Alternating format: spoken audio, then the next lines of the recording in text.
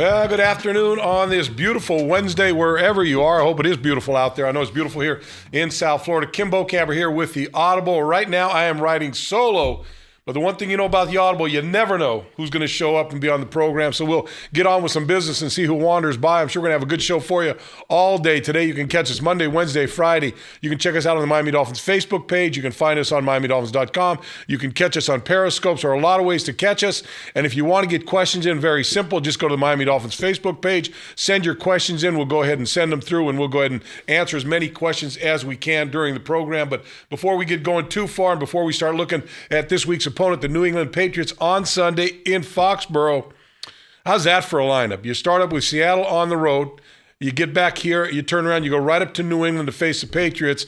Dolphins got their hands full up there again, but look, got to be enthused by the way they played on Sunday in Seattle. Got to go up in New England and try to take one away while Tom Brady is on the sidelines. That's a great opportunity for the Miami Dolphins. All right, as I said, let me get to some news here. Some changes in the Dolphins lineup. I think you know about this. This came about yesterday. Earl Mitchell, defensive tackle, re-injured his calf in the game up in Seattle. He's been put on injured reserve. He'll be eligible to come back. I believe it's 6 weeks, within 6 weeks, but there's a good chance he may end up being on injured reserve for the rest of the year just based on personnel moves that the Dolphins will make between now and then. They signed Donald Butler, a linebacker who last played in San Diego. He was let go earlier and has been a pretty productive linebacker for the Chargers at times. So he is on the Dolphins roster. And then today, the Dolphins went ahead and made another personnel move. They released quarterback Brandon Doughty and picked up defensive tackle Chris Jones. Chris Jones, who played with the Miami Dolphins during the preseason, played very well. Most people, in fact, myself included, thought he would make the final 53-man roster. One of those guys was a surprise release late in training camp or after that at the final cut-down date. But he comes back to the Miami Dolphins. By the way, played for the New England Patriots last year, so you can bet there'll be a little conversation there between the coaching staff and Chris Jones. I said Brandon Doughty released to make room for Chris Jones, but there's a good chance that Doughty would probably come back to the Dolphins via the practice squad if he's not picked up by any of the teams out there that can claim him off waivers. I'm sure that's what the Dolphins would like to see happen, him clear waivers and then come back to the practice squad because I think they like the kid a lot. He's done a lot of good things out here. His accuracy pretty much unquestioned as far as the way he throws the football, and when he gets calm and cool back there, he's done a pretty good job. So I would expect to see Brandon Doughty, the local boy, back in a Dolphin uniform, hopefully in the next day or so. All right, injuries. Wednesday is always the day where they get back to work on the practice field after a day off on Tuesday. First injury report of the week is out. Let me go over it with you. Miami Dolphins, Jordan Cameron was at full speed with a thigh. He's listed with a thigh injury. Arian Foster didn't practice. He's got the hamstring injury that I think bothered him in the second half and made him not quite as effective as he was early in that football game on Sunday. Xavier Howard, limited with a knee. Limited. That's nothing to get overly concerned about. Xavier Howard, by the way, I thought he played extremely well as a rookie in his first game up in Seattle. Did some good things, came up with some big tackles. Coverage was pretty tight, so you like to see that out of Xavier Howard. Jelani Jenkins, he's got the knee injury he's dealing with. He did not practice today. Devontae Parker, hamstring continues to be an issue for him. He did practice, though, on a limited basis today. Jordan Phillips, ankle, did not practice. Mike Pouncey with the hip, obviously you know that he didn't practice. Probably going to be another week, 2, maybe 3 weeks from Mike Pouncey as the word came out over the weekend that he might have a slight fracture in that hip. Mario Williams in the concussion protocol, so he didn't practice either. For the New England Patriots, quarterback Malcolm Butler, ankle, he was limited. Offensive lineman Marcus Cannon, knee, limited. Guard Jonathan Cooper with a foot, he was limited. Trey Flowers, defensive line with a shoulder, he was limited, as was Rob Gronkowski with the hamstring, limited. The only person that didn't practice, Dante Hightower for the New England Patriots today. Chris Hogan, shoulder, he was full speed. Shaq Mason, offensive lineman, had a hand, he was limited. Shea McClellan, shoulder injury, limited, and Nate Solder, the offensive tackle, was limited with a hamstring. So that gets you up to date on Dolphin roster moves as well as the injury situation. Look who wanders in. I knew it. Somebody would walk in. And Anthony Steen joining us now on the program. Make your way over here, Anthony. I like those shorts you got on, my man. Are those your own, or did the Dolphins issue those for you? No, those are all. Those are your own? How you doing, man? I'm doing good. Sit down. Anthony Steen with us, Dolphin Center. Anthony, thanks for stopping by here a little bit. No problem. So let me see. Sunday was your first NFL game. Yes, sir. You got to start. How'd you feel afterwards? Not too good, considering we lost. But if we won, I would have felt great. Just let's talk about your job. I mean, you kind of get thrown in the fire there with the injury to Mike Pouncey.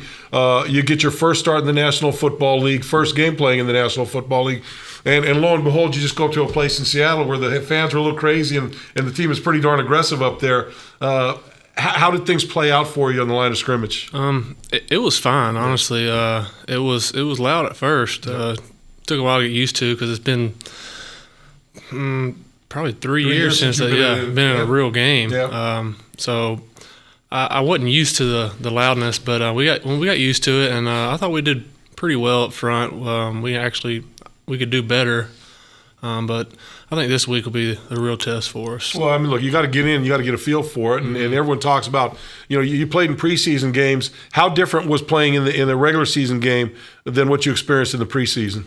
Guys just going harder, 24, the whole time. But playing there, it just was natural. Just felt like old times back in college. Well, look, you come from Alabama, so you're used to playing in front of 80, 90, 100,000 people. So the amount of people didn't affect you, and quite frankly, I think you guys played well enough off, and the game was tight. Didn't give up any big plays for them for the most part, so I don't think the crowd ever got to a fever pitch. I mean, they were loud, but I think for the most of the game, you guys did a pretty good job of holding the crowd in check. Yeah, I think we did all right for the most part. When you looked at that game, especially the interior, you got to start with three new guys in there: Laramie Tunsil on your left side, Jermon Bushrod on your right, and yourself in the middle. You figured they were going to attack that a little bit. Did you feel like they targeted you guys and came at you a little bit to see just what you guys had in there? No, I think they did what they usually do. They just did a couple interior games here and there and try to get us off balance with a couple overloads. But I think Seattle did what Seattle does. I don't think they changed anything just because of who our offensive line was. So you were signed as an unrestricted free agent at Arizona, coming out of the University of Alabama. You signed with the Dolphins this year. When you signed with the Dolphins, did you ever think on opening day you'd be the starting center for the Dolphins as it went up to Seattle? With Mike, no, I didn't. I thought at best I could be a good backup. Didn't think he would get hurt. But coach has been, trying to get me prepared just in case that ever happened, and I think our coaches have done a pretty good job. You're listening to the Audible here. Kim Bokamper, Anthony Steen with you, Dolphins center. Gets his second start with the Dolphins this week up in New England. You can send your questions in via Facebook on the Miami Dolphins Facebook page. We'll answer those questions. Let me get a couple of these quick ones out here. Daryl Corleone, will we see some of Justin Hunter and Devontae Parker this game? Well, Justin Hunter played, I think he came in for a couple plays in Seattle, didn't throw the ball his way. Devontae Parker, I think everybody hopes that he'll play this week. The question with him is that hamstring, whether it's going to be ready to go. I know he talked about it after the game, saying he's pretty close to 100%, so hopefully he'll be out there. Kevin Davis, why play calling so conservative? Anthony, you can kind of talk about this a little bit. I think going into the game with Adam Gase, especially in a situation like that, I think you want to play things pretty close to the vest, be a little conservative, not put the ball up in the air, because I think in an environment like that, the last thing you want to do is go out there, throw a ball up for an interception, a possible pick six, any of those things that really is going to ignite the crowd. And so I think ergo's the reason why maybe the play calling was a little conservative early in that football game. Yeah, first game of the season, you don't want to go out there and show everybody everything you have in the playbook. You just want to go to your bread and butter plays and focus on that and try to win the game with your best plays, the best options we have right now. And I think that's what Gase did. I think the other thing too is you knew that defense was going to be aggressive. Mm-hmm. You knew they were going to be at the line of scrimmage. They were going to bring you everything they had. So I think part of it was just trying to kind of get through that first half and move on. And I think you guys had to feel pretty good going into halftime, trailing just 6-3, and they got that late field goal. In fact, in the first half to take the 3-point lead. We had that game. Yep. We left several points out there if you go back and look, but we did what we needed to do to win it, and we just came up short, bottom line. Well, when you looked at the tape offensively, what do you feel like you guys could have done better?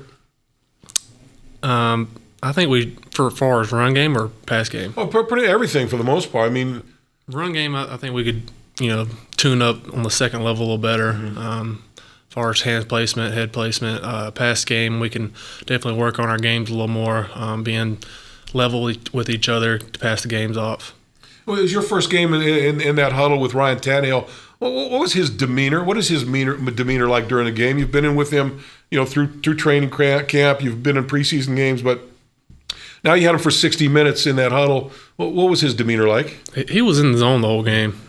Anytime, I asked him who you wanted to mic it, who you want to change. If he wanted to change it, he was on point every single play. I thought he did a great job, and we just need to give him a little more time up front. Yep. My good buddy Jason Stavros always coming in with a question. We appreciate that, Jason. Says, Bo, do you think Still's confidence is shot, or do we go to him and often to take his mind off that drop? But, look, guys in the National Football League, you make plays, and there's sometimes you don't make plays, and that was certainly one that stood out in front of everybody. I mean, it's hard to miss. A lot of times you can get your mistakes get caught up in the wash, and you don't see them until the tape. But that was out there for everyone to see, and I don't think anybody feels any worse about that than Kenny Stills does. I've got confidence that you put him in that same situation this week out. I think he catches the football and moves on. I think it's just one of those situations. And I'm not going to make any excuses for Kenny Stills because he should have caught the football.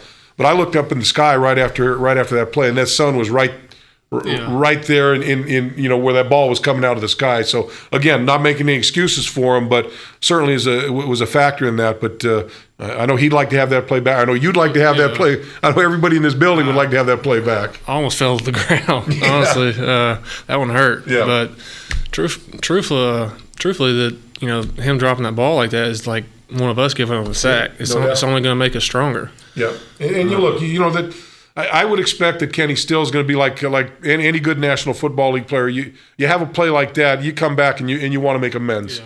And so I would expect Kenny to have a big game this week, and I think that I think that this team, and I think Adam Gase, I think Ryan Tannehill still have enough confidence in him. I wouldn't be surprised if they go to him early in this game, send him down the field again, and give him another shot at it. Yeah, we're not going to change a thing just because he dropped the ball. Yeah. I mean, everybody drops the ball, everybody misses a tackle or a sack, anything like that. So we're not going to change anything. Josh Cook, how happy are you? Not me. How happy are you that Big Vince Wilfork won't be there in the middle of that line for the New England Patriots? He's off in Houston these days. But big defensive tackle like that. But you're used to playing against, and so you played against some big time defensive tackles when you're in college. It doesn't matter who I play against, and that's how the offensive line unit should be. Yep. It doesn't matter who we play against. We're just going out there and do what we're supposed to do. Anthony, how did you get here where you're at right now? I mean, coming into training camp, probably not thought of as one of everyone's going, hey, Anthony Steen, we signed Anthony Steen. Probably kind of flew under the radar for a lot of people. Came in, and I remember talking to coaches, and they're saying, geez, there's something I talk to them every day, and they go, there's something about this Steen kid. He comes out, and when he gets the opportunity, plays well, positions himself well, does a lot of things. What happened between when you came out of college to where you are now? To where you didn't get the opportunity. Now you get the opportunity, and I think you've done as well as anybody can do with the chance that you've gotten to get you where you're at right now. Well, I think what hurt me in college was, my senior year I had to go through 3 surgeries right before the draft, and nobody's going to want to draft a kid that needs 3 surgeries or rehab him for a whole year. So that's what really hurt me, in my opinion, from getting picked up. So when I was in Arizona the first year, I basically rehabbed for the whole year, just trying to get back to how I was. Right. But when Miami picked me up, I just basically started over, and they've been working on for guard and center, and just been building kind of how I was in college. And I think I'm pretty close to how I was in college. Maybe not far as shape wise, but strength, I'm back. I just need to keep focusing on getting better at center right now. Did you have doubts in your mind that you could play at this level? At first, I didn't. In college, I didn't. But after the surgery, I was starting to second guess. But that's when you start to second guess, that's when you really get in trouble. You don't in this league. You don't need to second guess. You just need to know it and do it. If you're an offensive lineman too, you have your shoulder. That's. You talk about receivers and their knees and ankles. Well, shoulders and your upper body for an offensive lineman is important as anything you got down below. So if your shoulders aren't strong, then you have absolutely no shot at it. Exactly. Hey, let's go ahead to another one. Josh Cook, you already got that one. Vince Wilfork out. Shane Bradley Belknap. Does the tough loss drag into this weekend against the Patriots? Well, my experience is that you go watch that tape, and once you walk out of that room after the tapes, that game is over, and you move on to the next one. I would assume that would be your mindset here. You watched the tapes yesterday or on Monday. Yesterday, we watched it yesterday. You watched them yesterday. yesterday. It was Monday. You watched the tapes on Monday, got that all out of your system, had the day off yesterday. You come back to work on Wednesday, and that game is over and gone. And you know, it's one thing in this league, you can't linger on games that are behind you. You got to look right ahead to the one next to you. And certainly with the New England Patriots, it's easy to grab your attention and make you forget about what was there the week before. Yeah, we watched it Monday, and when we walked out of the building Monday, it was behind us. And we've been studying up on New England already, but New England defense is right up there with Seattle, so I think this week will be a good test for offensive line too. When you watch the tape and you evaluated yourself, and then I'm sure you're like most guys, where you're probably your strongest critic in that deal. How do you feel like things looked for you on tape for the last game? Yeah, I think I did pretty well overall. Just need to, like I said earlier, be in different levels with my guards on certain games, passing things off. But I think this week we'll get a true test.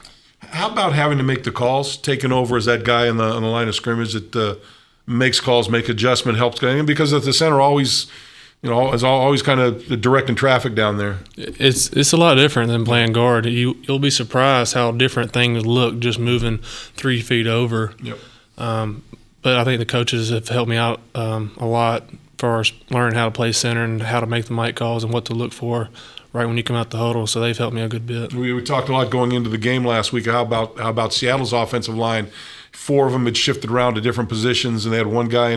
But then I said, well, our offensive line, you got 3 new guys in there that are playing different positions than they're used to playing. You're used to playing guard. You're at center. Tunsil's a tackle playing left guard, and you got Bushrod, normally a left guy playing right guard, and he's normally a tackle. So you guys had 3 guys in there out of position, having to stand up against a pretty good group on the other side. If you think about it, their whole offensive line is a tackle but me. Yeah, that's right. That's exactly it. Hey, the guard position, eventually as Pouncey comes back, will you think you'll get more work there and kind of get some work as a swing guy in this offense? Yeah. I feel comfortable at guard. Guard's position, you just listen to the call and then you just focus on what kind of blocking you want to do and how you want to go block the play. But I think guard's a little better. So if Pouncey comes back and hopefully they'll rotate me in at guard. Yep. You listen to the Audible here on Facebook, Miami Dolphins Facebook page. You can catch us on MiamiDolphins.com. You can catch us on Periscope. You can send your questions in on the Miami Dolphins Facebook page. We'll go ahead and answer those. Jerry says, Anthony, who was your running back at Alabama? Well, I had Mark Ingram, Trent Richardson. You had a bunch of good ones there. I know that. Derrick Henry, Kenyon Drake. Yeah. I think all of them are in the NFL right now. Yeah, a pretty good group. Pretty good. Mm-hmm. I tell you, Alabama. You talk about Nick. He's put out a lot of offensive linemen and a lot of running backs in the National Football League. Yeah, I think all our offensive linemen from 2011 to 13 are in the league now. Yeah. The only one I don't know about is Barrett Jones. I don't know if he's still in the league or not, but I know all the other guys are. But for Bama offensive linemen, we've always been pretty well stocked up in far as offensive linemen, guards, and tackles. But Coach Saban usually brings in great recruits ever since he's been there, in my opinion. We haven't got a chance to see much of Kenyon Drake. He was dinged up a little during training camp. Got to see him in the last preseason game. Did some good things out there. You've seen him play. What can we expect out of Kenyon Drake? Well, I think if Kenny can get back to how he was, I think he's more of a speed guy, outside zone guy. He's not between the guard type of guy. But if he gets in the open, there's not too many guys. There's not too many guys that's going to catch him from behind. Well, we saw the one play in a preseason game where we returned or reverse field and got around the corner and made a little play there. So you could see his speed on that situation. It was an outside zone play, I believe. Yeah. And he returned all the way back. Yeah. So he made something out of nothing, what he did. So how was your experience at Alabama with Nick? You know, I got to tell you, I don't know if you know, but Nick Saban, he's not the most popular guy down here in South Florida for reasons that we all know. But how was your experience with him at Alabama? It was fine. You know, he's one of the guys, those type of guys that you come in and do your work, be respectful, he'll like you. But if you come in all cocky, you know, 5-star guy, then you're not going to be on the same page with him. You might be in his doghouse. He knows how to break you down and pretty good, right? Exactly. And when I first came here, one of our trainers like, just let you know, you might not want to mention his name around here. So then I found out. It's not that bad. He's not. He couldn't run for mayor in this town. I know that. But you know, he's not. He doesn't get chased out of town when he rolls in. So it's not all that bad. Hey, playing in the National Football League, going through training camp, playing in the National Football League. How long did you dream about that? Probably since I was junior high. Yeah. It all started off with my main goal just being getting to a D1 school, so my parents wouldn't have to pay my way. Where'd you go to? Where'd you play high school ball? Lee Academy in Clarksdale, Mississippi. Oh, Mississippi. Private school. We had a 2A private school. Yep. Around 150 kids, I believe. What got you Alabama? No Ole Miss, no. Well, I almost went to Ole Miss when they recruited me in my 9th grade year, and when Houston Nutt went there, he actually withdrew my scholarship. Said he didn't recruit private school boys, and so then I decided to go past Starkville to Bama. I went to official visit there, and I just liked it, and everything just seemed so nice. You know, that what draws young kids in. So I decided to go there instead of Starkville. Pretty nice campus, and facilities, I would have to say, at Alabama are pretty good. Everything's upgraded. I think since 2010, they've upgraded everything: gym, weight room, game room, locker room. Got the waterfall and the hot tub. You must have been there. It was I think it was 2 or 3 years ago. I remember reading the spring game. Filled the stadium. It had to turn people away. They couldn't get in the stadium for your spring game. A capacity building. That's pretty remarkable, isn't it? It was 2011 maybe. I think it was. Yeah. It was 2011 or 2012, but yeah, they're usually pretty packed in our spring games. But you know, that helps us. You know, helps the kids get used to a real game. Yeah. But it's fun. Even the spring games are fun. Oh, I can imagine. Hey, you listen to the Audible here on Facebook. Kim Bokamper, Anthony Steen with you, Dolphins Center. You can send your questions in via the Facebook page on for the Miami Dolphins Facebook page. We're also on Periscope, MiamiDolphins.com. If you want to see any of the archive shows of this program, you can just go to the Miami Dolphins Facebook page, look for videos, and you can do the same thing on MiamiDolphins.com. Will, are you aware of the rivalry between the Finns and the Patriots? No, not really. Not really. No. It's funny because I always see when new guys come in and the reporters will go around, hey, what do you think about the rivalry? I go, look, I've only been here for 2 months. I don't know about the rivalry. Well, I mean, they're a good football team though. That's all you need to know about rivalry, right? I'm just focused going out there and doing what we're supposed to do to win. Have you started watching New England tape? Yeah. Today you started watching. I actually looked at it last night. Yeah. And what do they? What kind of problems do they present for you? I think they're pretty big up front. Yep. Most times you get big guys, they're slow, but I think these guys are big and fast. Mm-hmm. We'll just gotta, I guess, see what we can do. Yep. But I think we're still gonna do what we've always been doing in practice and go from there. You got a pretty good test every day at practice with the guys that you line up against, and you put the pads on. You got Sue, Earl Mitchell, although Earl is he's got the calf injury now, but Wormsley. I mean, you got a lot of guys out there that can step up and give you a challenge during your own practices. So it's no day off when you step on the practice field. No, not in this heat either. Yeah. How has that been for you? I mean, you should be used to it from Alabama. I was used to it. If I came here from college, I'd definitely be used to it. But when I was in Arizona, it's a different kind of heat. That's a whole different thing. When the first week I was out there, I felt like I had a headache the whole week. Just you're sweating, and you don't realize it. Yeah. It took a while to get used to that. But here is basically like Alabama as far as humidity. Yeah. What are your what do you expect going up to New England as far as just the atmosphere? But I get, I keep asking you questions about those types of things. But how much has it helped you playing in an atmosphere like Alabama, where you're playing in the SEC and everybody, it seems like everyone's got 100,000 seat stadium, and you're playing in front of everybody. It's always a fever pitch up there, and the fans are so passionate about their football. It probably makes it a much easier transition coming here. I played at San Jose State. We had an 18,000 seat stadium. All of a sudden, you come in and got 70,000, and it's a little overwhelming for me. Yeah, I wouldn't say it makes it easier because like I said, it's been a while since I played in that kind of atmosphere, but it's not something new. But going up there, it's just another game. We're just going up there focused on what we have to do to win the game, and that's it. The scheme a lot differently. The blocking scheme a lot different than you had in college, or similar? No, it's similar. Yeah.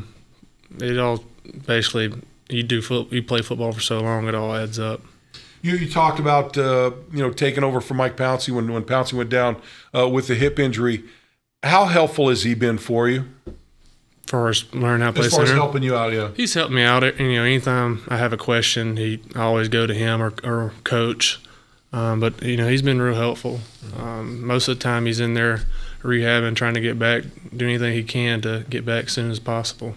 What about how long did it take you to get comfortable with the center quarterback exchange that you deal with, both when the quarterback's under center and when you've got to snap to the shotgun? It wasn't that bad. As far as shotgun, it just seemed natural. Under center, snapping around and snapping the mats is a little different. Had to get used to that part, but I think we're pretty good right now. Had you played center before at all? In practice, I have. I think I did, but not prior to coming here. I think I did in Arizona for a quarter. Yeah. And preseason, but as far as a real game, I haven't ever. So you had to get a little crash course coming in here. Yeah, pretty much. All right, Bo, Jeff Brown, do you think we'll see some Drake in the running game this week? I think Kenyon, did he get in? I know he played special teams. I don't know if he made it into the offensive huddle. Might see a little bit of him this week. Yeah, I'm looking forward to seeing him. Like you said, we saw some good things in the preseason and in the short picture that we got from him. But I'd like to see him get in there. He's a big, strong guy, and see his speed and his running ability. He's a big change of direction, a good change of direction guy. Or give us a little scouting report. I know you talked about him a little earlier. He's a shorter guy that obviously low to the ground, quick feet. But I think coaches might throw him in there for a couple plays and see what he can do. Who was the best of the bunch you blocked for or saw in Alabama out of all those running backs? Oh man, that's kind of pretty thin, isn't it? Yeah, who would you choose from? Ingram, Henry, Lacey? I guess Lacey's probably had as much success as anybody. Ingram, from his pro career, not really what you expected from him. And Henry, I haven't seen enough of him to see. His first year. Yeah. But I'd say they're all good, man. If you look at what they've done in college and NFL, you probably have to say Lacey right now. Yeah. Because he still looks good right now at Green Bay. Yeah. Doing some good stuff. Hey, all right, Tom Street, how familiar with a 3-4 defense? How familiar? How familiar are you? Yeah. Here it seems like we run 4 down all the time. Yeah, New England's playing. They're a 4-man front. Yeah, 4-3. So you're not going to have to deal with that. They'll sometimes throw it in here and there, but even in college we're 4 down. Most teams run 4 down. All right, Anthony, you got to go up to New England, figure that out, and get a win up there. What's the confidence feeling inside this locker room after the game on Sunday? We're just trying to stay focused on what's ahead. Yeah. Really. Next game is the most important game. We're trying to focus on New England right now and hopefully pull a win out. Jim Washburn, the defensive line coach, he gets a little crazy out there, no? Huh? A little bit. He got a little bit of an edge to him. A little bit. That's what winners have, though. Yeah. You want to win so bad, you can do whatever it takes. Yeah, offensive line, defensive line coaches, they're the same no matter high school, college, the NFL. They're all cut from that same cloth, aren't they? Yep, sure are. All right. Hey, Anthony, enjoyed you stopping by and being with us, and certainly it's great to see the job that you're doing out here. And you have a guy like you have a Pro Bowler go down, and you step in and really make a seamless change there. Pretty good stuff by you, and I want to congratulate you on that, and look forward to seeing you do some good stuff here, and hope you'll stay healthy and have a good long career. Hopefully it'll be like that this coming week. That's right. I appreciate it. Appreciate Anthony it. Steen, Kim Bokamper with you. This has been The Audible. You can catch us Monday, Wednesday, and Friday at 4:30. We'll be back Friday. Friday, we'll go ahead and start taking a harder look at the New England Patriots and what we can expect in Foxborough on Sunday. But for now, that is going to do it for The Audible. We'll catch you next time.